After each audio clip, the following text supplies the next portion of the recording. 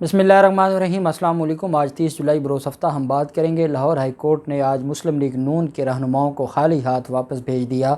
Speaker Punjab assembly का ये election challenge करने गए थे और बड़ा दावा किया था कि आज हमारी दरख्वास्त पर समाअत होगी। हफ्ते का दिन है, हम कोई रात को नहीं आए, हम दिन के उजाले में आए हैं और हम चाहते हैं कि दिन के उजाले में हमारे लिए अदालतें खुलें।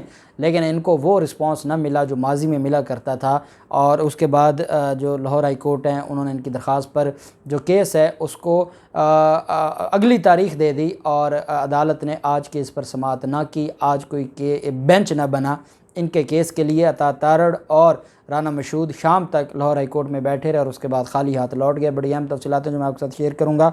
साथ हम बात करेंगे डिप्टी स्पीकर पंजाब असम्बली के हवाले से जो आज एक अहम जो आज कागजात नामजदगी जमा होने थे, नॉमिनेशन पेपर्स, वो जमा हुए और पाकिस्तान तहरीक इंसाफ के वासिक क़य्यूम इलेक्शन जीत गए, बिला मुकाबला इलेक्शन जीत गए। और उसके बाद मुस्लिम लीग नून और मुत्तहिदा अपोजिशन जो पंजाब असम्बली में मुत्तहिदा अपोजिशन है उसकी तरफ से एक प्रेस कॉन्फ्रेंस की गई।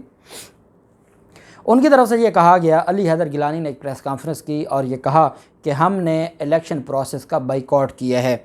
डिप्टी स्पीकर का जो इलेक्शन है हमें ये मालूम है जैसे स्पीकर का इलेक्शन था और उसमें धांधली हुई है और हमें इंसाफ नहीं मिला और हमारा जो वोट बैंक था उसको चुराया गया है। अब इनसे कोई पूछे कि आपका कौन सा वोट बैंक था जो चुराया गया है। 189 आपके टोटल वोट थे, उसमें से 175 वोट आपको मिल गए, 4 वोट आपके मुस्तरद हो गए। आपके ही वोट थे जो मुस्तरद हो गए, आपके तो 189 पूरे हो गए, फिर आपका कौन सा वोट चुराया गया। ये वो अली हैदर गिलानी है। ये उस आप जानते हैं कि इनके ख़ानदान ने चेयरमैन सेनेट के इलेक्शन के वक्त और जो सेनेट का इलेक्शन था इस्लामाबाद की सीट पर जो यूसुफ रज़ा गिलानी इलेक्शन लड़ रहे थे उस वक्त जो कुछ किया था पूरी कौम जानती है। बदकिस्मती ये है आज इलेक्शन कमीशन के ख़िलाफ़ जो पाकिस्तान तहरीक इंसाफ ने फ़ैसला किया है, पाकिस्तान तहरीक इंसाफ मजबूर हो गई है ये फ़ैसला करने पर।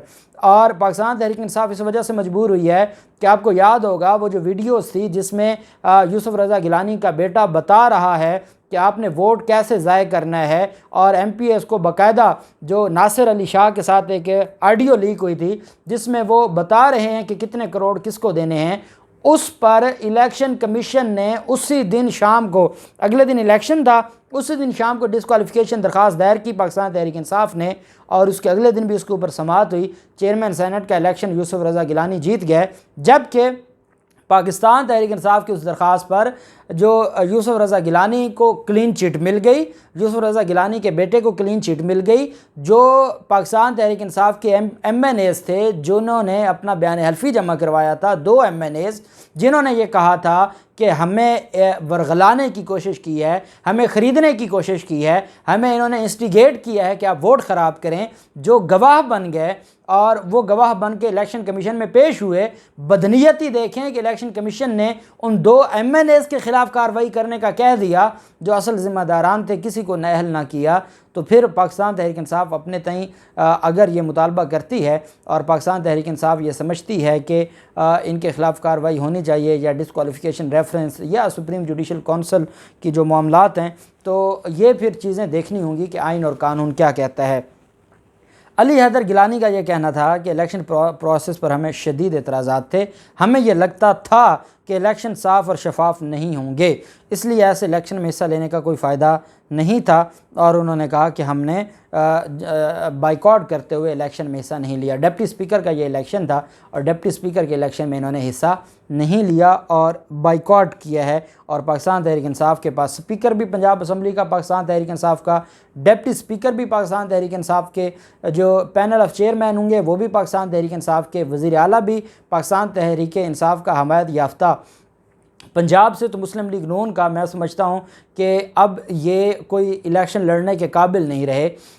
CCPO लाहौर ने आज एक प्रेस कॉन्फ्रेंस की है। ग़ुलाम महमूद डोगर ने ये कहा है कि मैं अपने लाहौर के लोगों की खिदमत के लिए हर वक्त तैयार हूँ। अपना बाकायदा नंबर दिया, वो जो एक पहले सर्विस हेल्पलाइन शुरू की गई थी लाहौर पुलिस की तरफ से कि अगर कोई ऐसा मामला होता है आप डायरेक्ट CCPO दफ्तर में कॉल करेंगे। और कब्ज़ा माफिया के ख़िलाफ़, भिखारी माफिया के ख़िलाफ़ और इन तमाम माफियाज़ के ख़िलाफ़ कार्रवाई करने की आज बड़ी दबंग प्रेस कॉन्फ्रेंस की है। तो ये चीज़ें हैं जो नज़र आती हैं और ये कहते हैं कि आपको जो गवर्नेंस है वो बेहतर होते नज़र आनी चाहिए। तो ये बेहतर होते नज़र आएगी तो तब ही एतमाद पाकिस्तान तहरीक इंसाफ को पंजाब के लोगों ने बड़ी इज़्ज़त से नवाजा है। पाकिस्तान तहरीक इंसाफ को पंजाब के लोगों ने उस वक्त साथ दिया जब सारे छोड़ गए थे, हर इदारा छोड़ गया था, हर कोई छोड़ गया था, और पाकिस्तान तहरीक इंसाफ के साथ अवाम नाज खड़ी हो गई। और अल्लाह पाक ने इतनी इज़्ज़त दी कि इलेक्शन कमीशन, पंजाब हुकूमत, पुलिस, इंतज़ामिया सब ने मिलकर भी 17 जुलाई को पाकिस्तान तहरीक इंसाफ का कुछ नहीं बिगाड़ सके।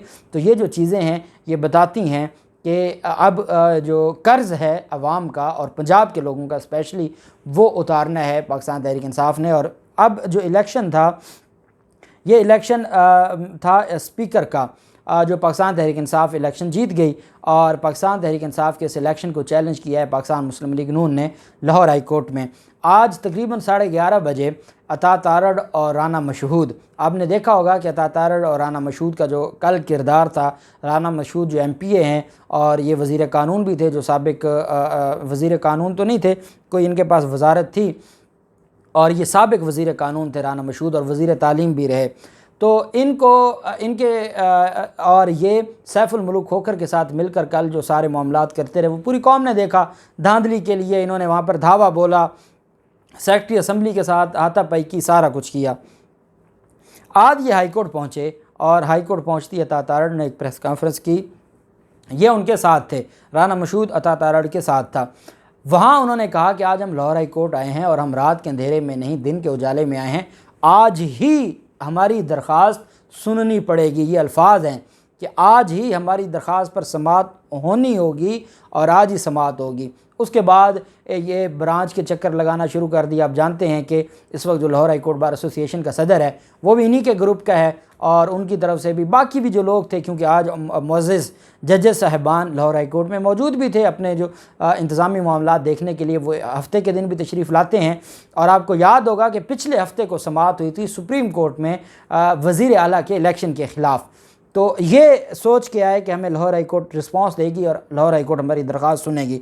इन्होंने जो दरख्वास्त दायर की मंसूर आवान साहब की वसातत से, जिनके बारे में आज़म नज़ीर तारड़ साहब ने कहा कि ये नौजवान हैं, इनको ज़्यादा पता नहीं है, और वो उनके कान में सरगोशियाँ करते थे, जो सुप्रीम कोर्ट में चीफ जस्टिस उमर अता बंदयाल साहब ने आज़म नज़ीर तारड़ साहब को बिठा दिया था, जिसका बदला फिर बाद में उन्होंने लिया जो नॉमिनेशंस को मुस्तरद करके। दरख्वास्त में ये मौक़िफ़ अपनाया गया। इसमें स्पीकर पंजाब असम्बली जो नौ मुंतखब स्पीकर हैं उनको भी फ़रीक बनाया गया, और ये कहा गया कि स्पीकर पंजाब असम्बली के इलेक्शन में कानूनी तकाज़े पूरे नहीं किए गए।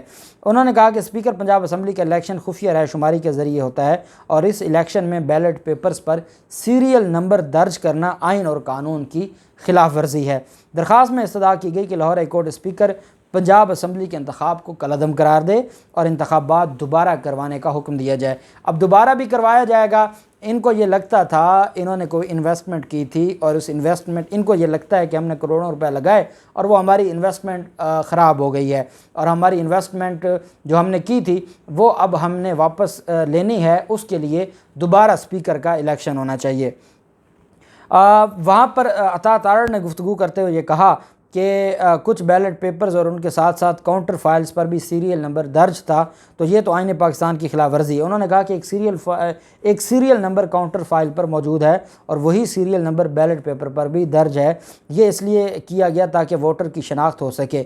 मुस्लिम लीग काफ के हाई जैक करने के बाद तहरीक इंसाफ की बाक़ियात ने फ़ैसला किया कि धांधली की जाए और किसने किस तरह वोट कास्ट किया ये पता लगा कर जज़ा सज़ा का निज़ाम कायम किया जाए। अब आप अंदाज़ा लगाएँ कितनी बदनीयती हो सकती है कि जिनको सिर्फ उनके अपने लोगों ने वोट कास्ट किया है और उनके अपने लोग पूरे थे, किसी एक बंदे ने भी नून लीग को, अगर आप ये जो लिस्टों की बात करते हैं और जो पहले दावा किया जा रहा था, तो ये भी हो सकता था कि आपके 15 से 20 लोग वोट और कम हो जाते। चूँकि आपने चंद लोगों को ख़रीदने की कोशिश की हुई थी और कोई आपके साथ वादा वईद किया गया था, ऐन मौके पर आपको वो वोट नहीं पड़े और अब आप आए हैं और आप इनसे पूछें कि 189 में से इनको 189 वोट पड़े, 4 मुस्तरद हुए लेकिन वोट इनको पूरे पड़े, और कहते ये हैं कि जी ये इस वजह से चाहते थे कि कोई उनका बंदा इनको वोट ना दे दे और सज़ा जज़ा का निज़ाम ना हो। कहते हैं जी कि आज इस मुकदमे को सुना जाए, हमारे बुनियादी हकूक़ की खिलाफ वर्जी हो रही है। जब आइन कहता है कि खुफिया राय शुमारी होगी तो फिर किस तरीके से ये इलेक्शन ओपन बैलेट के ज़रिए कराया गया। साथ उन्होंने कहा कि हमारी इस रिट पिटीशन में इस्तदा है कि इस इलेक्शन को फिलफौर कलअदम करार दिया जाए, ये आइन और कानून के मुताबिक नहीं है। उन्होंने कहा कि जुडिशल वज़ीर आला NRO के लिए लाया गया है क्योंकि फ़रा गोगी को NRO देना फ़लाँ मकसूद था, और फिर आगे वही कहानियाँ जो पहले बताई गई। अब इनसे कल ये हमज़ा शहबाज ने भी ये बात की है कि ये अदालती वज़ीर आला है। मैं कहता हूँ कि हमज़ा शहबाज ख़ुद अदालती वज़ीर आला था। हमज़ा शहबाज कभी भी आइनी वज़ीर आला नहीं रहा। 16 अप्रैल से लेकर 26 जुलाई तक हमज़ा शहबाज अदालती वज़ीर आला था। अदालतों ने उसको बरकरार रखा, अदालतों ने उसके काम को जो उसने एक्ट किए वो सेव किया, अदालतों ने उसको रिलीफ दिया। वो किसी भी सूरत में आप नहीं कह सकते कि वो इलेक्टेड वज़ीर आला था। जब वो इलेक्टेड वज़ीर आला था तो फिर बताया जाए वो इलेक्टेड वज़ीर आला नहीं था। तो यहाँ तो सुप्रीम कोर्ट ऑफ पाकिस्तान ने उसके बारे में ये कहा कि उसका जो इलेक्शन है उसमें ये चीज़ें होनी चाहिए थी। पहले में 25 वोट मुनहरफ अरकान के पड़ गए जो गैर आइनी हो गया। दूसरे में उन्होंने ये किया कि जो पाकिस्तान मुस्लिम लीग काफ के 10 वोट रिजेक्ट कर दिए। सुप्रीम कोर्ट ने कहा कि ये ड्यूली इलेक्टेड वज़ीर आला है परवेज़ इलाही, और हमज़ा शहबाज के बारे में कहा कि वो ड्यूली इलेक्टेड नहीं थे, और हमज़ा शहबाज बेसिकली अदालती वज़ीर आला थे, और जो परवेज़ इलाही है वो तो आइनी वज़ीर आला है। सुप्रीम कोर्ट ने गवाही दे दी कि वो ड्यूली इलेक्टेड है। उसके बाद अब जो आज इन्होंने बड़ी कोशिश की, शाम तक ये बैठे रहे, इन्होंने ब्रांच में registrar high court, Lahore high court bar का सदर, सेक्रेटरी, सारे इन्होंने पूरी कोशिश कर ली, पूरी क़यादत वहाँ बैठी रही, लेकिन ये आज केस को फ़िक्स ना करवा सकी और आज ये केस समाप्त ना करवा सकी। और इनको बड़ा मान है ना, ये बड़ा फ़ख्र करते हैं कि ये जब जाएंगे तो सारा कुछ हो जाएगा, ऐसा ना हुआ। और अदालत ने लाहौर हाई कोर्ट ने इनके केस की समाअत 1 अगस्त यानी परसों के लिए, इनकी तरफ से ये भी कहा गया कि कल के लिए इतवार के दिन लगा दें, क्योंकि ये मामलात जो इलेक्शन से मामलात हैं ये पहले अदालतों में लगते रहे हैं, जो असम्बली से रिलेटेड मामलात हैं। 2 रुकनी बेंच बना है, जस्टिस मुजम्मल अख्तर शबीर साहब और जस्टिस राहील कामरान शेख साहब। ये 2 रुकनी बेंच है जो समाअत करेगा। सोमवार के दिन 1 अगस्त को इसके ऊपर समाअत होगी। जो भी तफसीलात होंगी आपके साथ शेयर करते रहेंगे। अल्लाह पाक पाकिस्तान कामिल नासिर हो। बहुत शुक्रिया। अल्लाह हाफिज़। पाकिस्तान जिंदाबाद।